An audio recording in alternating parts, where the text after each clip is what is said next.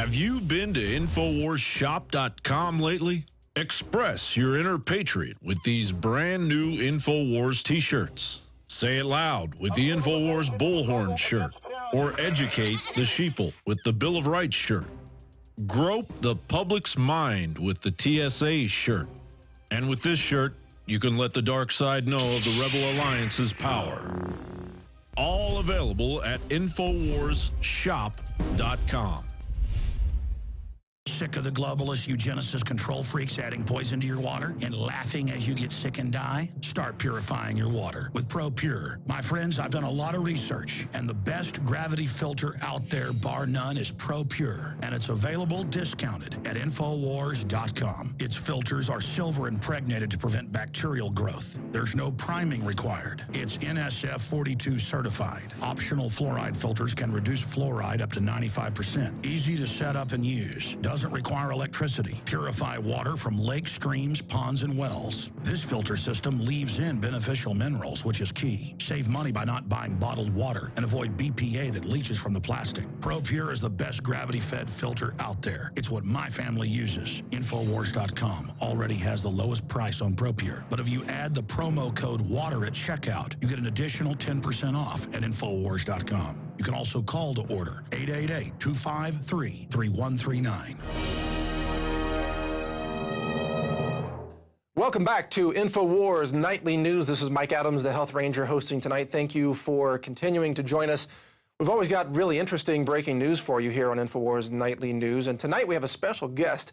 He's a researcher and a contributing writer to InfoWars.com. He's also the co-founder of NaturalSociety.com. None other than Anthony Gucciardi right here in the studio with breaking news about Monsanto and collusion with the USDA. Anthony, great to have you in the studio, man. Thanks for having me, Mike. Yeah, it's good to see you.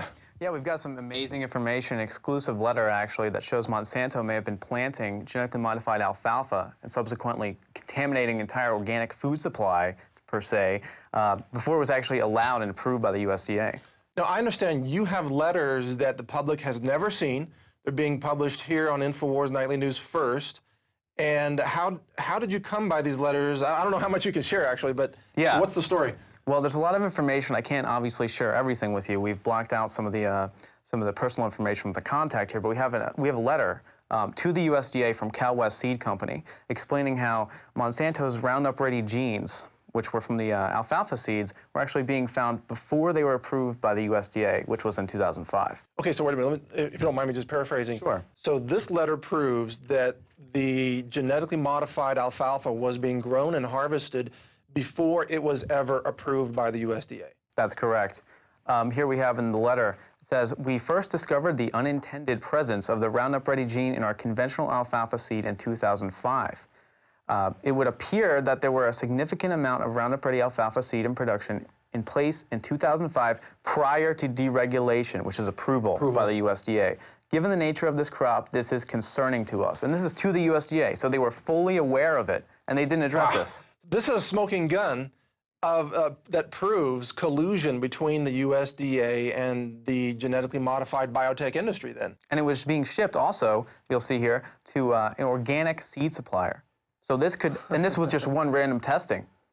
Right. And they just dismiss it. Could you imagine if the TSA found someone with a bomb in the airport? They would lock it down. But they don't even seem to care. Well, that's a great metaphor, because this is really a genetic time bomb that is loose in the wild, just like you said, like a terrorist comes into the airport with a bomb in their pocket, let's say, or their underwear, as the TSA loves to check for. But this is a genetic time bomb in the crops. And this letter was sent to the USDA in what year? When did they get this? It was between 2005 and 2007. They knew in 2005, and they received this particular one in 2007. So they had years and years to do something about it, but they just let Monsanto go. Now, to your knowledge, and I know you're a great researcher, so I know you've checked this out, did the USDA ever admit, following this, that they had allowed Monsanto, or that Monsanto was doing this without approval? The USDA says nothing on the issue. They just completely ignore it, despite the fact that it could mean that organic food is being contaminated by GMOs. It could mean that traditional seeds were planted and just contaminating crops. And in fact, there's farmers now that are trying to sell their crops overseas, and they're being rejected because it has too high a percentage of GMO contamination inside of it. So they don't even know. It's really just widespread. Now, on your website, naturalsociety.com, you've covered a lot about Monsanto and the USDA, GMOs, and so on. Does this, in your opinion, fit a pattern of collusion and cover-ups at the highest levels of government concerning GMOs? Oh, absolutely. The USDA has a very serious relationship with Monsanto. In fact, they actually decided to hasten the period in which the crops are approved for use. So generally, they have safety testings that could last an extensive period of time. In some cases, as short as a month, which is ridiculous. A month? They have no idea what the long-term consequences are. It's just a little sprout. I mean, what are they talking about? That's absolutely nothing. But they're actually hastening it now because they want Monsanto to have the competitive financial edge, and it's actually here on a Bloomberg report.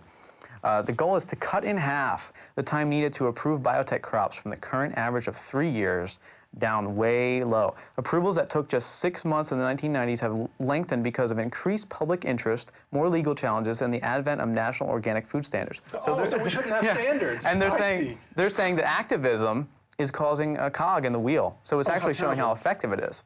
They go on to say, they are trying to work the system so they can dismiss the public comments more quickly and easily in order to speed things up. Well, how hard is it for them to hit delete right now anyway? What are they going to do, just hit delete faster? And look at the Just Label It campaign. They had 1 million signatures, and the FDA said, sorry, doesn't count. I remember that, right. You covered that. What did they deleted most of those signatures and just dumped it down to, what, 10,000 or something? It was even lower than that. Yeah, it was in the hundreds, and they said, this doesn't count, sorry. Anthony, so what we're seeing here, this is a clear example of total runaway corporate fascism.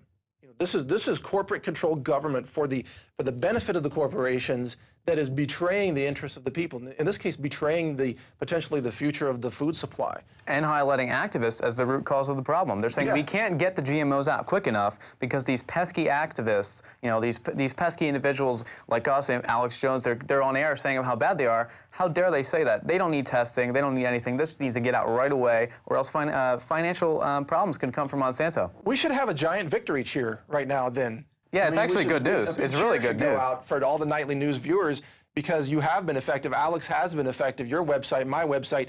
As a team, we have been effective in throwing some wrenches into their machinery. Here's a USDA representative in Bloomberg saying it's those activists.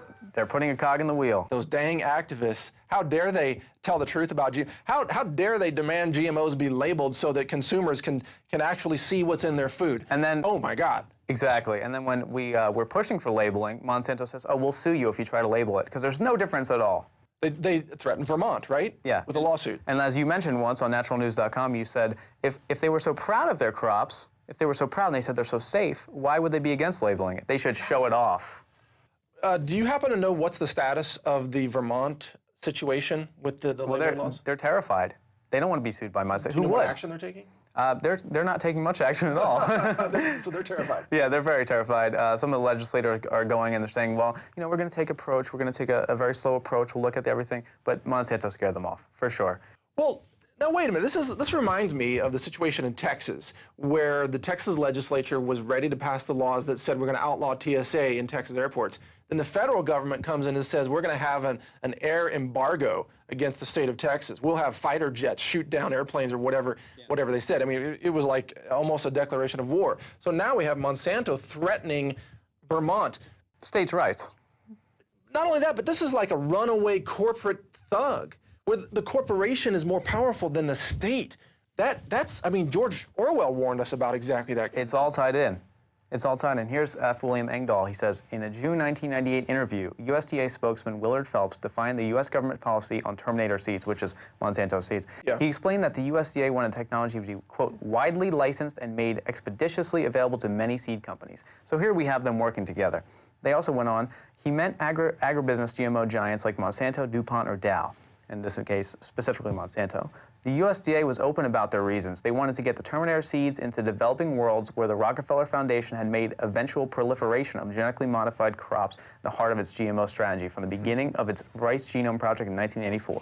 So they're trying as hard as they possibly can to get these seeds in the third world nations, just explode the financial income, just get it out, because it's killing people worldwide for sure. We know that. Well, I think there's a bigger question here, and I want to ask for your comments on this. This is also about corporate ownership over all property in nature. When we talk about corporate patents on genes and seeds and medicines and even animals. Didn't Monsanto try to patent a pig? Maybe they even were awarded a patent. I don't remember what. They're going after chickens. They're going after many Yeah, different things. they want to own life. Trees.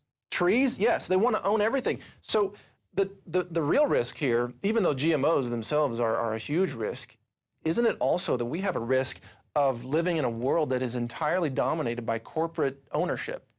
And that ownership is enforced by government soldiers and henchmen at gunpoint. Yes, it comes down to patents too, because when Monsanto plants genetically modified crops and they go over into the organic field next door and it starts contaminating the organic produce, then Monsanto owns that. Because it's patented seed. They're patenting life. And that's why India slammed them with biopiracy charges, because they're saying that they own something that you really can't own. Well, my understanding is that presently about 20% of the human genome is owned by various research universities. I think that's climbing now as well. And corporations. Yeah, it might be. I think it's even higher. 30%? Yeah. So think about this. When you have a baby, you are committing piracy according to the corporate lawyers. Just because you've replicated a patented genetic code and there is your baby, now you owe royalties to the corporation. If Monsanto can sue the farmer for the seeds, they could sue you for having babies. How about when you eat genetically modified corn too? The expression of the genes in the corn goes into your own body, so you are essentially your patented technology as well. If you really want to get down to it, you know, everything is patented, and it gets to a point where they can own basically everything. They can claim ownership over your body. Claim ownership. They claim it. They claim it. Right, but of course, what people like you and I and Alex Jones and many others out there, the activists who are standing up for truth and fundamental human rights is what we're talking about here. We are, as this document admits, we are already achieving success at holding these people back. I want to ask you personally, because you are one of the younger individuals who's come on the scene as a really hardcore researcher. You've uncovered some really incredible breaking news. You deserve credit, and your website, naturalsociety.com, has done amazing work. What got you motivated to, to join the alternative media like this and be, you're putting yourself at some risk by putting your name out there and telling the truth. It's always risky in a dishonest world. Particularly this document, actually. So come on the air. I'm very excited. Story. I'm very excited to release this document. Well, I actually became sick about 7 years ago. I had a very debilitating disease. I had Lyme disease. Oh yeah, that can my doctor gave me steroids, which was very ineffective. I slept one day from 5 p.m. to 6 p.m. the next day, and so I was sick. I thought I might die. You know, everyone around was freaking out about Lyme disease. What are we going to do? What's going to happen? So what I eventually did was I started taking colloidal silver, started taking oregano oil, started changing my life because I went online. And the internet is really the new paradigm of information, period. Sure. You know, you can go talk to your doctor all you want, and he's probably going to feed you a bunch of lies. You go on the internet and charge you prescription fees for them too. Exactly. And that's not to say you can self-diagnose yourself on the internet with WebMD and everything like that. That's all to get you to go to your doctor anyway. But I started finding alternatives and started trying them and say, wow, these actually work. And then what happened was I went to my doctor and I said, I started taking this Supernatural Silver, which is a sponsor, actually. I found it on the Alex Jones Show.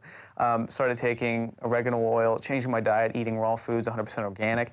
And he said, oh, that's just a coincidence. It must have been the steroids. Really? He told us it's a coincidence? Just a complete coincidence. Yeah, I had a doctor that told me that my cure of my pre-diabetic condition was wishful thinking. Wishful thinking? Yeah, it was wishful thinking. Wow. It's like, hey, where's Alex's magic wand? We need to wave that around here right now. Wave the magic wand, wishful thinking. Yours was a coincidence. Absolutely. Amazing. And then we have hit pieces going out. I've actually told my story before, and I've had a hit piece from someone from Harvard.